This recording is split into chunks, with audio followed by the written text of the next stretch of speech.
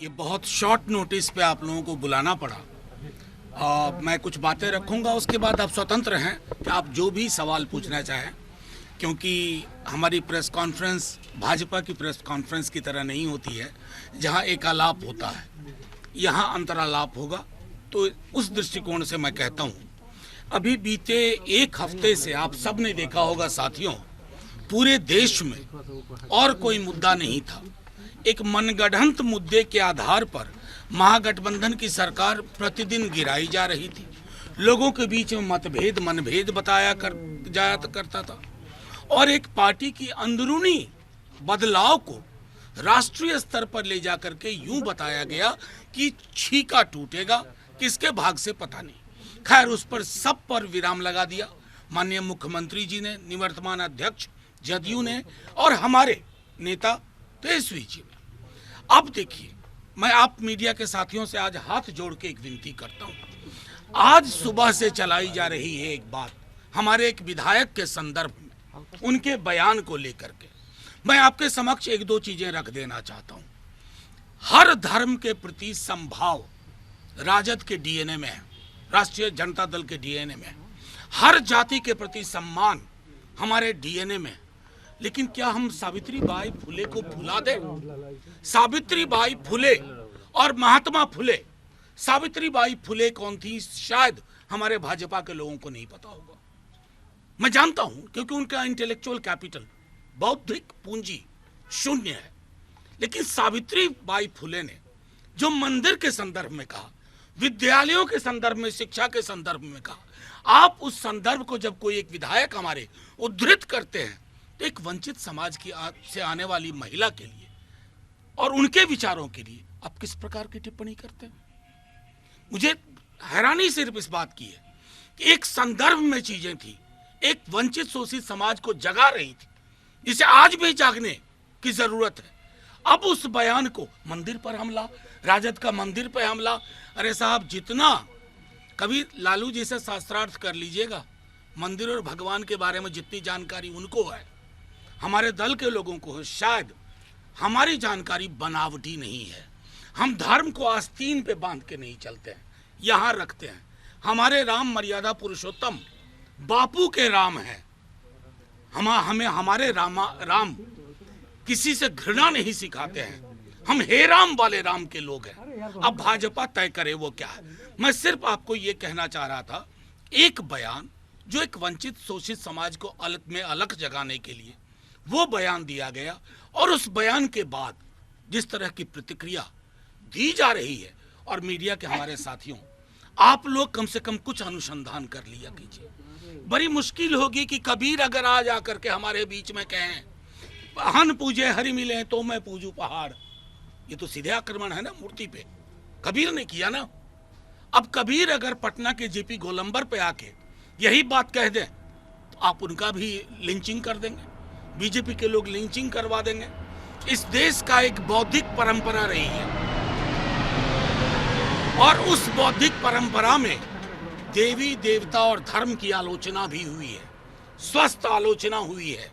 मंदिर क्या है, विद्यालय क्या है, किसकी महत्ता है, वो सारी चीजें हैं। खुद हम लोगों का मानना है कि मंदिर मेरी व्यक्तिगत आस्था है, मेरे और मेरे ईश्वर के बीच का मामला है।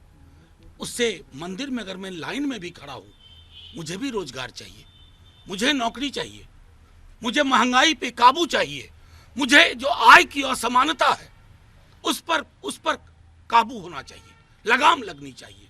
उन सवालों को अगर सावित्री बाई फुले के माध्यम से कोई उद्धृत करता है, कहां का बना दिया आपने इस देश को। महासागर वाला चरित्र था इस देश का, आपने तो इसको तालाब की तरह गदला बनाने की कोशिश कर डाली।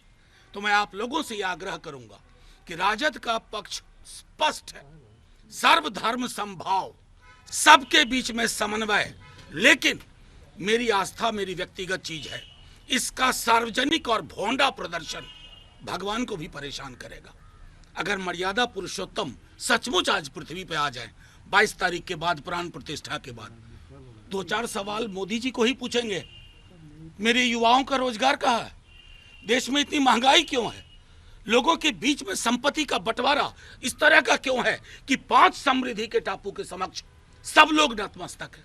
ये मर्यादा पुरुषोत्तम भी पूछेंगे। लेकिन मर्यादा पुरुषोत्तम की उस छवि को मोदी जी समझते नहीं है, भाजपा के लोग नहीं समझते। आपसे आग्रह है कि आप लोग संदेश को बीजेपी की ओर से उठाने से पूर्व एक बार अपने तय भी उसकी व्याख्या कर लें, उसकी परीक्षा कर लें। नहीं तो वंचित शोषित समाज के लोगों ने जो लिखा, रायदास को क्या करेंगे आप, कबीर को क्या करेंगे, सावित्रीबाई फुले का क्या करेंगे, ज्योतिबा फुले का क्या करेंगे, बाबा साहब भीमराव अंबेडकर बोल के गए एनिहिलेशन ऑफ कास्ट, जाति का विनाश, उसका हम क्या करेंगे। और दूसरी छोड़िए, ज्यादा पीछे नहीं ले जाऊंगा, 4 दिन पूर्व असम के सीएम हिमंता बिस्वा शर्मा ने अपने आधिकारिक ट्विटर हैंडल पे लिखा कि शूद्रों का काम है बाकी के वर्णों की सेवा करना। ये हिंदुस्तान है आधुनिक भारतवर्ष, संविधान से चलने वाला। मुझे दुख हुआ कि मीडिया के एक बड़े वर्ग ने उसको चलाया ही नहीं। तो ये जो है ना, ये लेवल प्लेइंग फील्ड नहीं है। बस आप लोगों से इतना आग्रह है, आप सबों को नव वर्ष की मंगल कामनाएं, शुभकामनाएं। आप लोग खूब तरक्की करें, आपकी माइक बुलंद भी रहे, स्वतंत्र भी रहे। मनोज जी, जेडीयू के मुख्य प्रवक्ता है नीरज कुमार, उन्होंने फतेह बहादुर सिंह को कायर बहादुर सिंह कहा है और उन्होंने ये भी कहा है कि आप अगर ऐसा बयान दे रहे हैं तो याद रखिए जनता भूलेगी नहीं। नहीं, देखिए, मैं आप अभी मैंने बात अपनी रख दी ना, नीरज जी भी इसको सुनेंगे, हमारा पक्ष स्पष्ट हो जाएगा। सावित्रीबाई फुले उद्धृत की गई हैं, तो जाहिर तौर पर नीरज जी भी जब इस बाइट को आप लोग की कृपा रहेगी, जब चलाया जाएगा तो वो भी देख लेंगे। एक और सवाल है, जेडीयू के आस्था के विषय को अंधविश्वास बताना कितना सही है? फतेह बहादुर ने अभी बयान नहीं, मैं बता रहा हूँ, आस्था और अंधविश्वास, बिल्ली रास्ता काट गई, हम रुक गए, ये अंधविश्वास। और मेरे ईश्वर से मेरा ताल्लुक है, मैं उनसे सीधे सवाल जवाब कर रहा हूँ, चाहे मैं अल्लाह से करूं, राम से करूं, शिव से करूं, जीसस से करूं या गुरु नानक से करूं, वो मेरी आस्था है।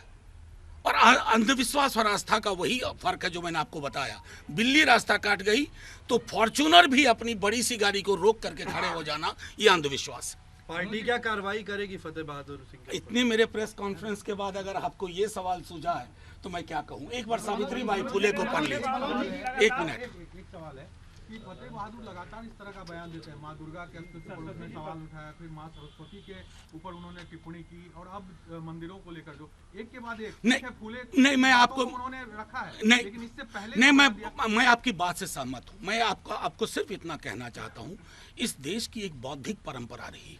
आप आजीविका को पढ़िए, चारवाक को पढ़िए, उन परंपराओं को रहने दीजिए। एक दल के रूप में फतेह बहादुर जी की हर बात का हम समर्थन नहीं करते हैं, लेकिन बौद्धिक परंपराओं को अगर नष्ट कर दीजिएगा ना, तो इस देश को गाजर मूली बना के हम रख देंगे। ये देश वो देश है जहां कबीर की पूजा हुई, जिसने हर धर्म को, उसके विश्वास को छील करके रख दिया। कबीरा कुता राम का मुथिया मेरा नाम, गले राम की जेवड़ी जित के चैतित जाऊं, ये कबीर के राम थे, मोदी जी के राम ये नहीं।